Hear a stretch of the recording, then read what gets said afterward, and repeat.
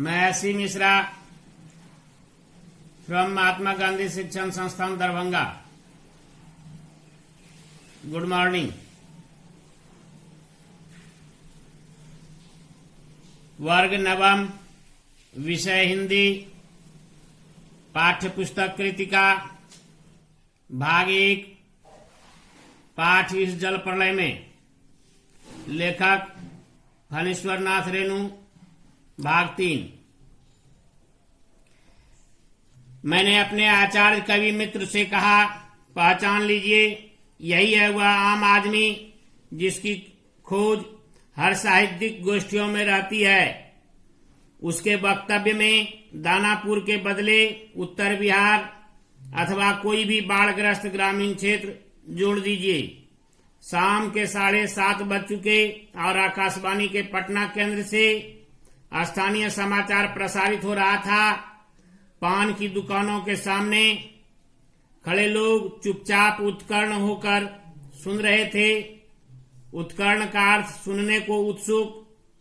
पानी हमारे स्टूडियो की सीढ़ी तक पहुंच चुका है और किसी भी क्षण स्टूडियो में प्रवेश कर सकता है। लेखक महोदय अपने आचार्य कवि मित्र को संकेत कर रहे थे कि यह वही व्यक्ति है जो अपने दर्द को बयां कर रहा है और बदले की भावना में जलते हुए दूसरे के दुखों से आतंकित न होकर दूसरों को उलाहना देने का काम कर रहा है। उसी समय समाचार प्रसारित होने का समय हो चुका था।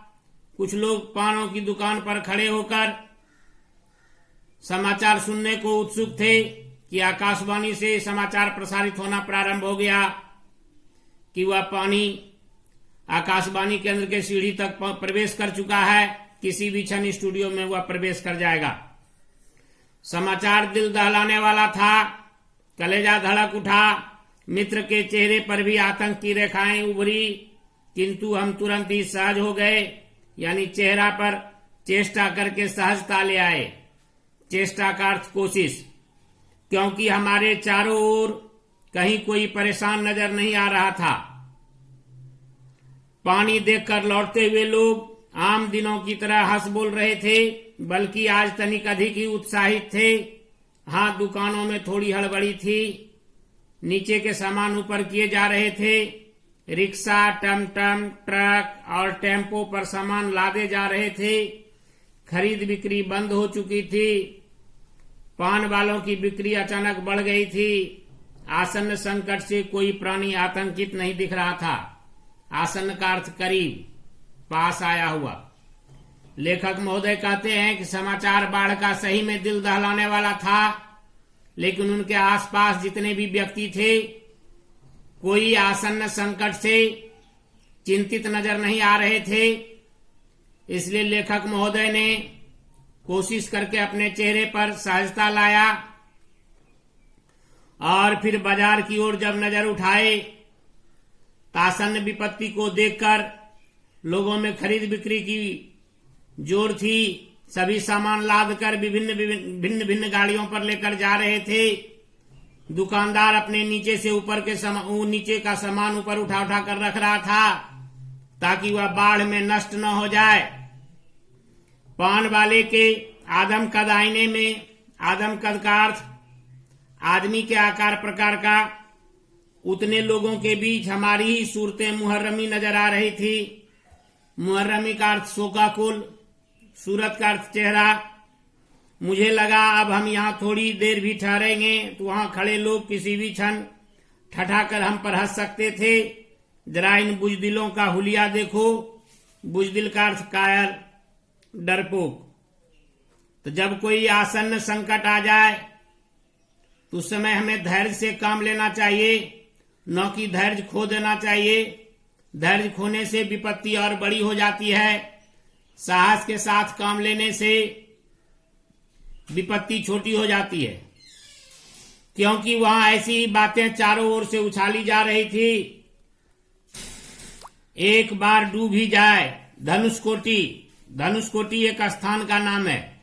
की तरह पटना लापता न हो जाए, कहीं सब पाप धुल जाएगा। चलो गोल घर के मुंडे पर ताश की गड्डी लेकर बैठ जाएं, बिस्को मान की बिल्डिंग की छत पर क्यों नहीं। भाई यही माकूल मौका है। माकूल का अर्थ उचित, मौका का अर्थ अवसर। इनकम टैक्स वालों को ऐन इसी मौके पर काले कारोबारियों के घर पर छापा मारना चाहिए। असामी बामाल। लेखक महोदय उन लोगों की बात सुन रहे थे जो लोग यह कल्पना कर रहे थे कि बाढ़ में एक बार पटना धुल ही जाए तो बेहतर है। चलो यही वैसा समय है जो निठल्ला है, कोई काम नहीं रह गया है, कहीं बैठकर अपने समय को व्यतीत किया जाए, चाहे ताश में खेल करके व्यतीत किया जाए या किसी और काम के लिए।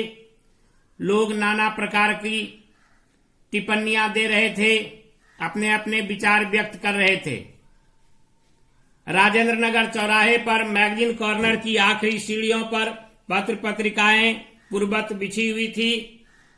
सोचा एक सप्ताह की खुराक एक ही साथ ले लूं। कहते राजेंद्र नगर चौराहे पर मैगजीन कॉर्नर के पास पत्र पत्रिकाएं पूर्ववत मतलब पहले की तरह बिछी हुई थी, तो एक सप्ताह का समय व्यतीत करने के लिए लेखक महोदय से लेना चाहे। धन्यवाद।